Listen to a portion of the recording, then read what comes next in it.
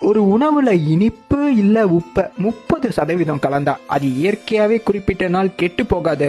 இத ஊறல்ன்ற பேர்ல தமிழன் ஊறுகாய் தேன் நெல்லிக்காய்னு கையாண்டா. ஊறுகாய் பண்டைய தமிழ்ல ஊறுகாயில எண்ணெயும் கிடையாது, மிளகாயும் கிடையாது. மாங்காய சின்ன சின்னதா அறுத்து ஒரு பித்தளை பாத்திரத்துல போட்டுருவாங்க. அதுக்கு மேல இந்து உப்பு போட்டு 2 ஒட்டி அந்த உப்பு தண்ணிலேயே 3 நாள் ஊற வச்சிருவாங்க. பிறகு அந்த மாங்காயை மட்டும் எடுத்து வெயில்ல 21 நாள் காய வச்சு மண்பானையில ஸ்டோர் பண்ணிடுவாங்க. அதுல இருக்கிற குட் பாக்டீரியாஸோட அளவு பீக்ல இருக்கும். டெய்லியும் ஒரு துண்டு சாப்பாட்டுல வச்சு சாப்பிடுவாங்க.